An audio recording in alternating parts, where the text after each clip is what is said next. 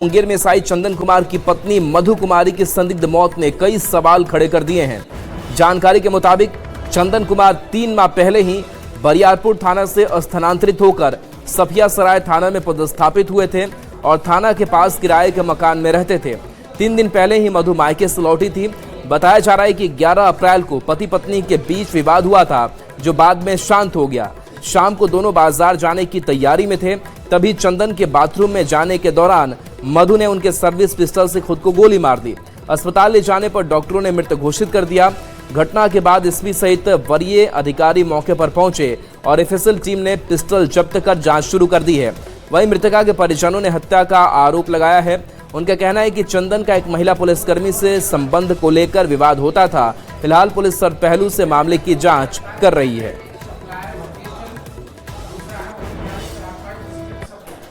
SI चंदन की wife की आत्महत्या का मामले में अब नया मोड़ सामने आया है। उनके जो फैमिली है, जो पिता है, जो माता है, उन्होंने साफ साफ कहा है कि उनकी बेटी आत्महत्या नहीं कर सकती है, उसकी हत्या की गई है और हत्या के पीछे भी कई एंगल सामने आए हैं। यहाँ पोस्टिंग होने के बाद जो है ये जो घटना कल हुई है सो स्पष्ट है कि हत्या की गई है चंदन जी के द्वारा। अच्छा, आपकी बेटी की जो शादी है वो अरेंज मैरिज थी कि लव मैरिज थी, क्या कहते हैं? नहीं, हम तो किए थे अरेंज मैरिज ही। दोनों पहले से जानते थे? वो एग्जाम वगैरह के वहाँ पटना में रहने के बाद जो है सो ऐसा ही होता था और ऐसा कोई बात नहीं। जाइए, आप डॉक्टर का नाम चाय पीने जा रहे हैं, उसके बाद हम नहीं जानते हैं क्या हुआ नहीं हुआ। अच्छा, क्या लगता है बेटी आत्महत्या की है कि हत्या हुई है? ना, हमारी बेटी आत्महत्या नहीं कर सकती है ना। हमारी बेटी बहुत होशियार थी, उसको जान प्राण से बहुत प्यार डरता है। क्या उसकी हत्या की गई? हाँ, हत्या की गई है। कहते हैं कि इनके जो फैमिली है, जो माता पिता है, उनका साफ कहना है कि उनकी बेटी की आत्महत्या नहीं बल्कि हत्या हुई है। अब इनको इस मामले में जो है वो इंसाफ चाहिए। हालांकि जो भी मामला सामने आया है वो जांच के बाद ही स्पष्ट हो पाएगा कि जो मधु ने है वो गोली मार के खुद की आत्महत्या की है या उसके पति जो है एएसआई चंदन, उसने उसकी गोली मार के हत्या की गई है। ये जांच के बाद इस बात का खुलासा हो पाएगा। अरुण शर्मा, न्यूज़ 18, मुंगेर। बड़ी खबर भागलपुर से है, जहां पर छात्र की मौत के बाद से लोगों का जमकर बवाल सड़क पर देखने को मिला है। लोग यहां पर आक्रोशित है, सड़क को जाम कर रखा है। बता दें कि सड़क दुर्घटना में घायल छात्र की मौत के बाद परिजनों का गुस्सा फूट पड़ा। सुल्तानगंज भागलपुर मुख्य सड़क को महेशी चौक के पास आक्रोशित लोगों ने जमकर हंगामा किया। लोगों का आक्रोश बढ़ता देख स्थानीय थाना की पुलिस मौके पर पहुंची और लोगों को समझा बुझाकर शांत कराया जा रहा है। बता दें कि तेज रफ्तार गाड़ी ने स्कूली बच्चों को टक्कर मार दी थी, जिसमें 3 बच्चे घायल हुए थे। एक छात्र की मौत के घटना के थोड़ी देर बाद हो गई, जबकि दूसरे बच्चे की मौत आज होने के बाद छात्रा के परिजन आक्रोशित हो गए। कल भी हुई ऐसा घटना, दुखद घटना हुई है। एक से पहले भी बच्चे का देहांत हुआ, आज भी एक आदमी का देहांत हो गया है। और जो सरकारी प्रक्रिया का जो राशि मिलती है वो हम लोग इसको 100% मुहैया कराएंगे, जैसे कि मुख्यमंत्री पढ़ाई के लाभ योजना के तहत वीजा की राशि मिलती है वो हम लोग करेंगे। परिवहन विभाग के माध्यम से 4 लाख की राशि मिलती है और क्योंकि रोड एक्सीडेंट का मामला है तो 3rd पार्टी इंश्योरेंस भी होगा। तीसरा बच्चा का जो है डॉक्टर ने हाथ नहीं लगाने के लिए चाह रहा है। कहाँ इलाज? मायागंज में कोई इलाज नहीं। आईसीयू में लेकर के गया तो बोलता है जगह खाली नहीं है, कोई डॉक्टर वहाँ पे नहीं आता है। किस तरह से चल रहा है बच्चा, भगवान भरोसे चल रहा है। और बड़ी खबर मोतिहारी से है, जहां जहरीली शराब कांड मामले को लेकर के कार्रवाई लगातार आगे बढ़ रही है और ऐसे में अब इस के कनेक्शन जो है यूपी से भी जुड़ते हुए दिखाई दे रहे हैं। शराब कांड के मास्टरमाइंड सतीश चंद्र चौधरी को एसआईटी ने यूपी के लखनऊ से गिरफ्तार किया है। जानकारी के अनुसार आरोपी ने फर्जी कंपनी बनाकर जहरीली स्प्रिट की सप्लाई पूर्वी चंपारण में करवाई थी। इसी जहरीली स्प्रिट के सेवन से 10 लोगों की मौत हो गई, जबकि कई अन्य गंभीर रूप से बीमार हो गए और कुछ की आंखों की रोशनी तक चली गई। अब गिरफ्तार आरोपी से पुलिस पूछताछ कर रही है।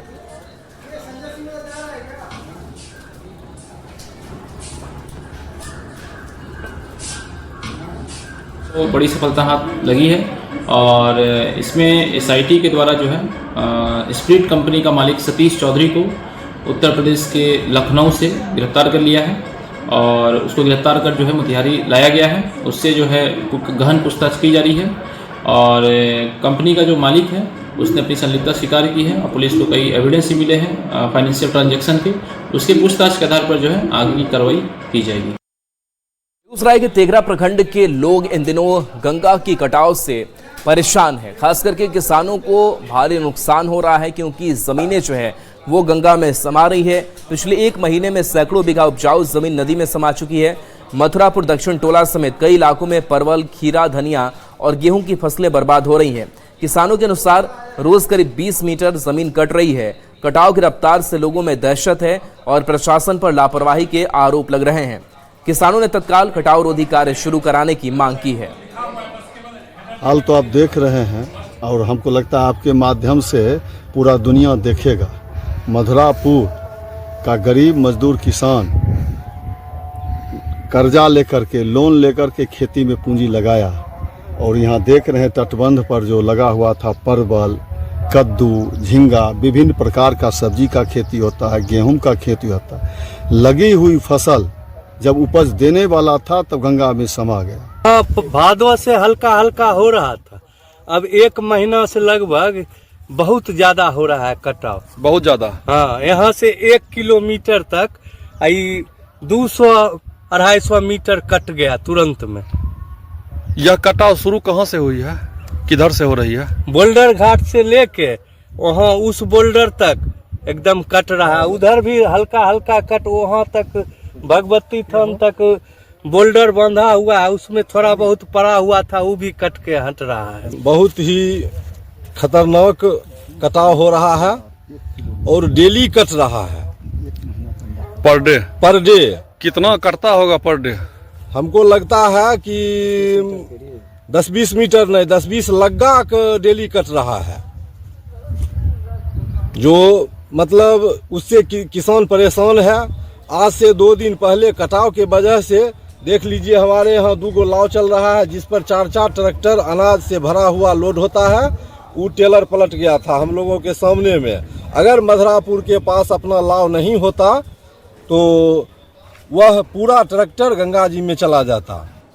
बिहार के PhD मंत्री संजय सिंह का आज जन्मदिन है और इस जन्मदिन के मौके पर वो महावीर मंदिर पहुंचे, पूजा अर्चना की। इसके साथ साथ गरीबों के बीच प्रसाद का वितरण भी किया। इस मौके पर उनके परिवार के लोग साथ में मौजूद थे, भगवान से आशीर्वाद मांगा और बिहार की खुशहाली तरक्की की कामना उन्होंने की। सरकार के PhD मंत्री संजय सिंह पटना के महावीर मंदिर पहुंचे हैं और यहाँ देख सकते हैं कि गरीबों के बीच प्रसाद का वितरण कर रहे हैं। दिन खास है आज और अपने पूरे परिवार के साथ वो आज पटना के महावीर मंदिर दर्शन के लिए पहुंचे हैं। क्या खास है आज दर्शन, मंदिर में दर्शन किया, क्या खास है आज? देखिए, प्रत्येक वर्ष की बात है, इस बार भी हम लोग पूजा पाठ करने आते हैं और आके महावीर मंदिर में हमारा शुरू से आस्था रहा है। आकर यहाँ पर अपने मन से परिवार के साथ, बच्चों के साथ पूजा करते हैं और पूजा करने के बाद जो भी गरीब गुरबा हैं उनके द्वारा जो आशीर्वाद मुझे मिलता है, जो सुकून मिलता है, यही कारण है कि हम आकर इनके बीच में अपने हाथों से प्रसाद बांटने का काम करते हैं। और जब भी हमारे माता पिताजी का पुण्यतिथि होता है तो पंचमुखी हनुमान मंदिर जो बेली रोड है उसमें हम इन लोगों के लिए पर्याप्त भोजन की व्यवस्था रखते हैं। और कहीं न कहीं आज इन लोगों का ही आशीर्वाद है कि आज मैं इस मुकाम पर पहुंचा हूं, यही मेरा मानना है। कई आरोप भी लग रहे हैं आप पे और राजनीति में आरोप प्रत्यारोप का दौर चलता रहता है, तो क्या आज बजरंगबली से कुछ विशेष प्रार्थना की आपने? मैं पहले से जानता हूं कि जिसके साथ ऊपर वाले होते हैं और ऊपर वाले का जिनके ऊपर आशीर्वाद होता है उनका नीचे वाला कोई कुछ बिगाड़ नहीं सकता है। और मुझे इस चीज में पूर्ण विश्वास है। मतलब कनेक्शन ऊपर वाले से रखना है? बिल्कुल, सब दिन और हमारा शुरू से रहा है कि ऊपर वाले का आशीर्वाद मेरे ऊपर रहा है और कहीं न कहीं जीवन के हर मुकाम में मैं इसीलिए सफल रहा हूं। और आज उन्हीं की आशीर्वाद है और उन्हीं का आशीर्वाद का दिन है कि आज मैं इस मुकाम पर पहुंचा हूं। साथ ही इन गरीबों का आशीर्वाद और इनके रूह का आशीर्वाद है कि आज मैं इस मुकाम पे हूँ। आपका जन्मदिन है, भगवान से विशेष प्रार्थना की होगी आपने, लेकिन बिहार के लिए भी अभी कुछ दिन बहुत खास चल रहे हैं, नए मुख्यमंत्री मिलने वाले हैं, कुछ बिहार के लिए विशेष प्रार्थना की? बिल्कुल, मैं भगवान बजरंगबली से मैंने कहा है कि इस वर्ष सबकी कामना करे, सबकी मनोरथ सफल करे। जितने भी हमारे इष्ट मित्र और जितने भी हमारे लोग हैं, जितने भी हमारे रिलेटिव हैं, सबों का इस बार कल्याण करे, सभी की मनोकामना पूर्ण करे। बिल्कुल, तो आप भी साथ आइए, पूरा परिवार साथ में, दर्शन और गरीबों के बीच आशीर्वाद इनका लगता है। आशीर्वाद लगता है सब आदमी का। बजरंगबली से आशीर्वाद लेने आए कि इनका लंबी उम्र दे। इतना न दुश्मन सब पीछे पड़े हुए हैं कि सब लंबे, लेकिन वो पीछे पड़ने से कोई फायदा नहीं है किसी का। भगवान सब ठाकुर जी सब बजरंगबली की कृपा है। बिल्कुल, तो बिहार के लिए भी दिन खास है और बिहार सरकार के मंत्री के लिए भी दिन खास है। यही वजह है कि उन्होंने अपने लिए तो प्रार्थना की ही, बिहार के लिए भी प्रार्थना की कि बिहार को अच्छा मुख्यमंत्री मिले और बिहार इसी तरीके से तेज रफ्तार से आगे बढ़ता रहे। कैमरामैन सुबोध के साथ विनीता मिश्रा, न्यूज़ 18 पटना। खबर अब सिवान के महाराजगंज से है, जहां पर ज्वेलरी दुकानों को चोर यहां पर निशाना बना रहे हैं और बताया जा रहा है कि महाराजगंज के पुरानी बाजार के पास स्थित पन्ना ज्वेलर्स में दिन दहाड़े 2 शातिर ग्राहक बनकर आए और देखते ही देखते करीब 2 लाख रुपए के सोने चांदी के गहनों पर हाथ साफ कर फरार हो गए। दुकानदार के मुताबिक दोनों ने पहले गहने पसंद किए और भारी ज्वेलरी दिखाने के बहाने मौका पाकर सामान लेकर भाग निकले। शोर मचाने पर आसपास के लोग जुटे, लेकिन तब तक बदमाश गायब हो चुके थे। पुलिस फिलहाल सीसीटीवी खंगाल रही है।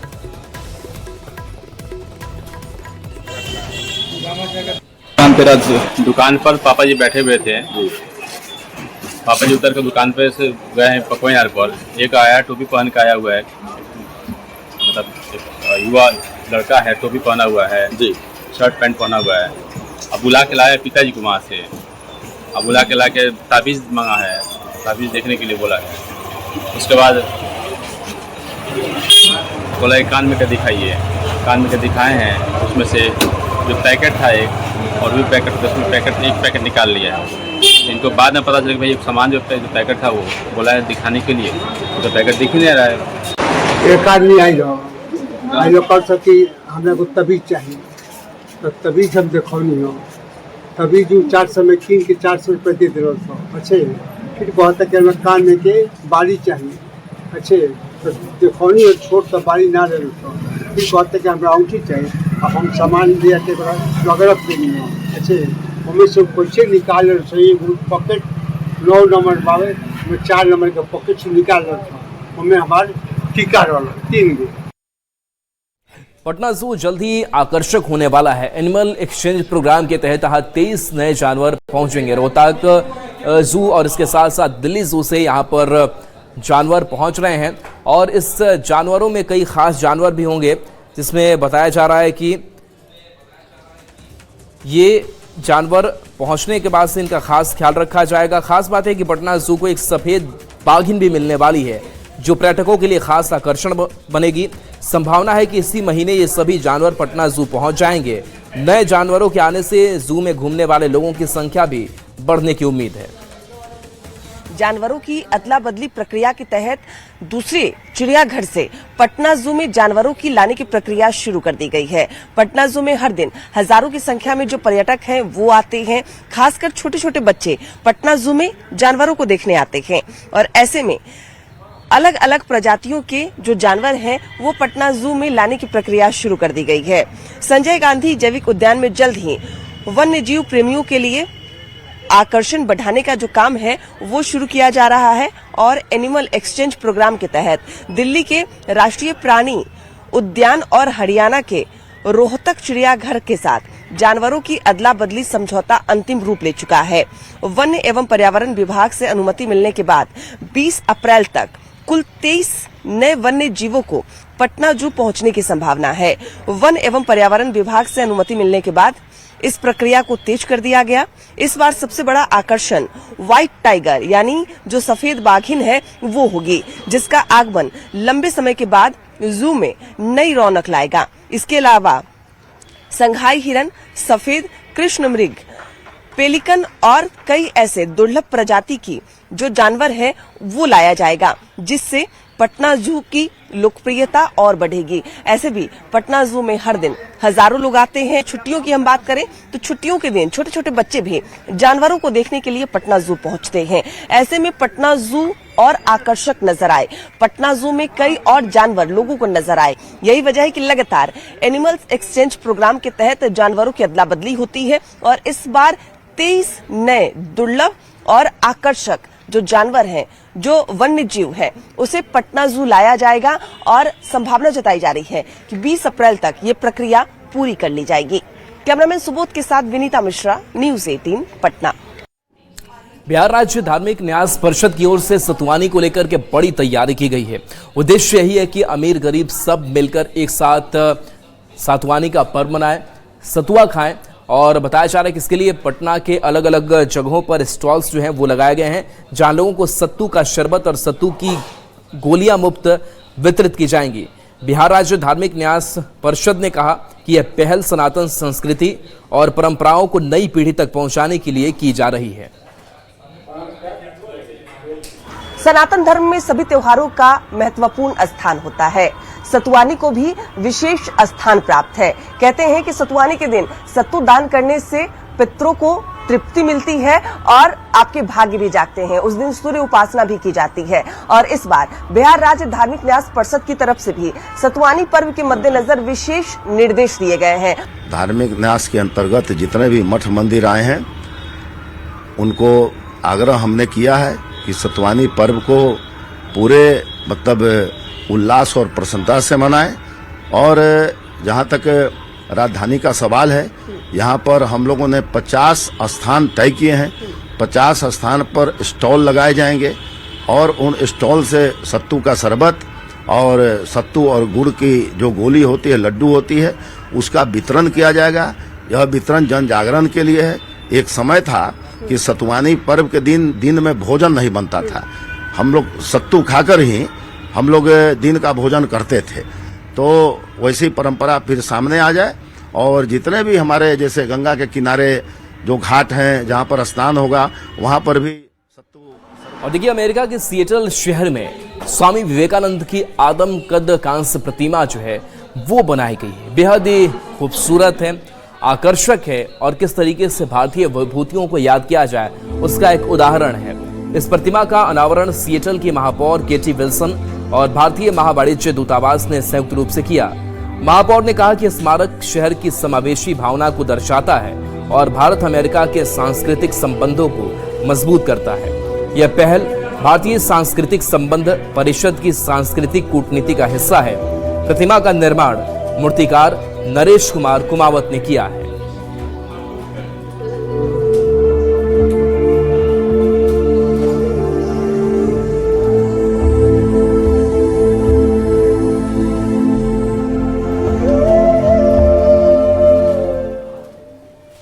और देखिए, बड़ी खबर है, जहां इस्लामाबाद में जो अमेरिका और ईरान के बीच बातचीत हुई थी, वो बातचीत बेनतीजा रही है। बातचीत फेल होने के बाद वापस जेडी वेंस लौट चुके हैं। मीटिंग के बाद अमेरिकी उपराष्ट्रपति जेडी वेंस ने कहा कि हम किसी समझौते तक नहीं पहुंचे हैं। ईरान परमाणु कार्यक्रम रोकने को राजी नहीं है। ईरान के साथ बातचीत अच्छी नहीं रही। हम यहां अच्छी नीयत से आए थे। ईरान ने हमारी शर्तें नहीं मानी। यूएस डेलीगेशन वापस जा रहा है, ये वेंस का बयान सामने आया। वेंस ने कहा कि हमने अपना बेस्ट ऑफर दिया, लेकिन ईरान ने हमारी कोई बात नहीं मानी। और देखिए, जेडी वेंस के बयान पर ईरान ने भी इस बीच पलटवार किया। ईरान का कहना है कि अमेरिका की अवैध मांगे हम नहीं मानेंगे। समझौते के लिए अमेरिका गंभीर नहीं है।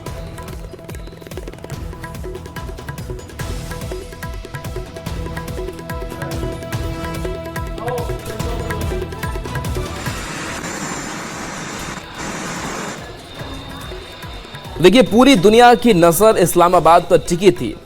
मैराथन मीटिंग का दौर चल रहा था।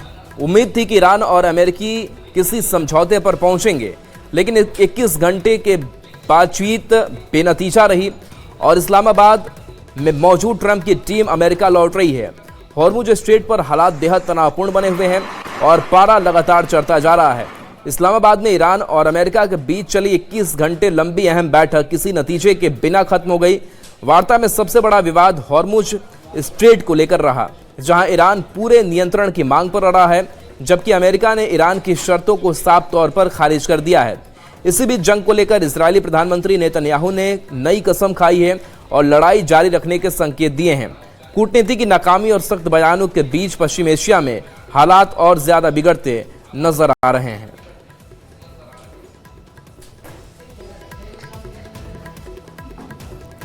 तो ईरान के साथ शांति वार्ता पर व्हाइट हाउस का बयान सामने आया है। ईरान को समझौते की शर्तें माननी होंगी, ये व्हाइट हाउस की तरफ से बयान है। ईरान परमाणु कार्यक्रम रोकने को राजी नहीं है। ईरान को अमेरिका ने बेस्ट ऑफर दिया, ये भी व्हाइट हाउस की तरफ से बयान सामने आया है।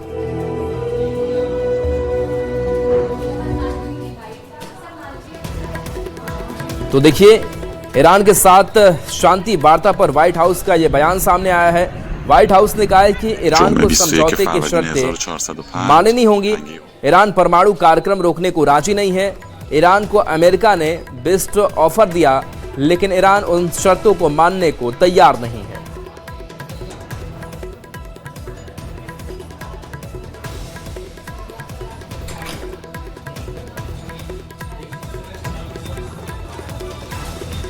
और हॉर्मुज स्ट्रेट पर अमेरिका ईरान में तनातनी है। यूएस जहाजों पर ईरान का बयान सामने आया है। तो हॉर्मुज से यूएस से युद्धपोत गुजरे हैं। युद्ध के बीच पहली बार हॉर्मुज से यूएस युद्धपोत गुजरे हैं। खबर सामने आ रही है कि हॉर्मुज स्ट्रेट से फारस की खाड़ी ये युद्धपोत पहुंच चुके हैं। अमेरिकी सेंट्रल का ये बहुत बड़ा दावा सामने आया है। बता दें कि ईरान की बिछाई समुद्री माइंस को हटाना लक्ष्य है। हॉर्मुज खोलने की प्रक्रिया शुरू कर चुके हैं, ये भी बयान में कहा गया है।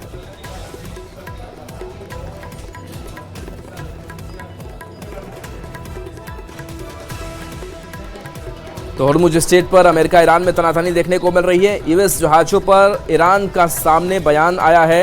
यूएस जहाजों के हॉर्मुज से गुजरने के दावे को खारिज किया है। हॉर्मुज पर पूरी तरह IRGC का नियंत्रण है, ये ईरान ने कहा है। हॉर्मुज स्ट्रेट को लेकर ईरान और अमेरिका के बीच तनातनी और तेज हो गई है। ईरान की सेना ने अमेरिकी जहाजों के हॉर्मुज से गुजरने के दावों को कड़े शब्दों में खारिज कर दिया। IRGC ने साफ कहा कि हॉर्मुज से गुजरने की इजाज़त केवल कुछ खास शर्तों के तहत ही नागरिकों जहाजों को है और हॉर्मुज पर पूरी तरह से IRGC नियंत्रण है।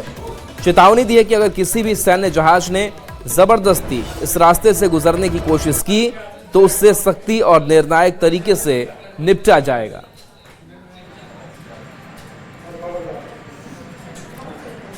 तो ये तस्वीर हम आपको दिखा रहे हैं जहां पर हॉर्मुज स्ट्रेट को लेकर ईरान और अमेरिका के बीच जो तनातनी है वो लगातार तेज नजर आ रही है। इस्लामाबाद में वार्ता हुई, लेकिन ये वार्ता भी फेल हो चुकी है। बिना समझौते के लिए ये जो ट्रंप की टीम है वो लौट चुकी है। ईरान के परमाणु हथियार जो है और फिर आर पार की जो लड़ाई है वो लगातार देखने को मिल रही है।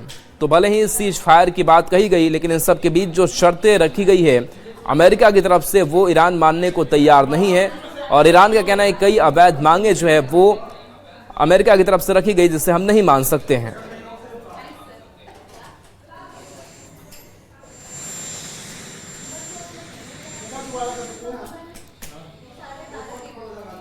और बोकारो से बड़ी खबर जहां पर पुष्पा हत्याकांड में कार्रवाई हुई है। जो खबर सामने आ रही है उसके मुताबिक थाने के 28 पुलिसकर्मी जो है वो सस्पेंड कर दिए गए हैं। यानी कि इन पुलिसकर्मियों पर बड़ी गाजगिरी है, बड़ी कार्रवाई की गई है। आरोपी को बचाने का आरोप है, केस कमजोर करने का भी आरोप है। डीएसपी के नेतृत्व में यह कार्रवाई की गई है। एसपी हरविंदर सिंह ने कार्रवाई की है। एएसआई हवलदार आरक्षी सस्पेंड किए गए हैं। बता दें कि पुष्पा 21 जुलाई 2025 से लापता थी। परिजनों ने अपहरण का केस दर्ज किया था, जिसके बाद पुलिस की खोजबीन में मामले में प्रेम प्रसंग में हत्या कर शव जंगल में छिपाने की बात सामने आई। एसपी के मुताबिक पुष्पा और दिनेश का पहले से ही प्रेम प्रसंग चल रहा था। पुष्पा की शादी होने वाली थी, लेकिन पुष्पा दिनेश से शादी करना चाहती थी। 21 जुलाई को जब वह कॉलेज के लिए निकली तो दिनेश भी कॉलेज पहुंचकर उसे बहला फुसलाकर कॉलेज के पीछे घने जंगल में ले गया और चाकू से उसकी गला काटकर हत्या कर दी। एसपी ने जानकारी देते हुए बताया कि मौके से नरकंकाल और उसके कपड़े बरामद हुए हैं, जिन्हें एफएसएल ने जब्त कर लिया है और डीएनए सैंपल भी कराया जाएगा।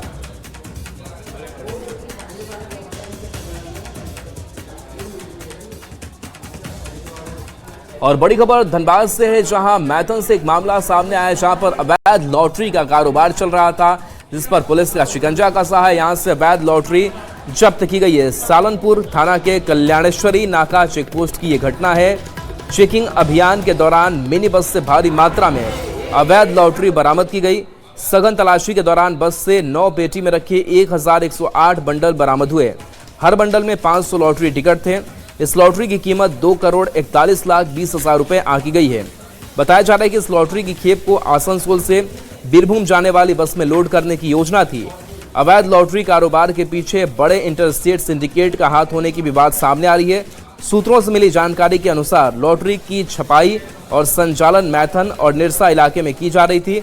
बस कर्मचारी ने लोड सामान में लॉटरी टिकट की जानकारी होने से इनकार किया है। চেপে ছিল মালটা কালীবাড়ি কোথায় যাচ্ছিল? আসানসোল। কার ছিল মালটা? জানি না, নাম্বারটা দিল। আপনার বাসে চাপলো আপনি জানেন না? হ্যাঁ, আপনার বাসে মালটা চাপালো আপনি জানেন না? আমার লোকটাকে চিনি, মানে দেখিও নি আর চিনিও না, ঠিক আছে। ও এলো আমার কাছে, মানে জাস্ট আমি ঘুরে বেরিয়েছিলাম আসানসোল, মাল আছে, এমনি মাল ফাল তো যাই আসানসোল থেকে, আমি কি জানতে পারবো ভিতরে লটারি আছে। और चलिए न्यूज़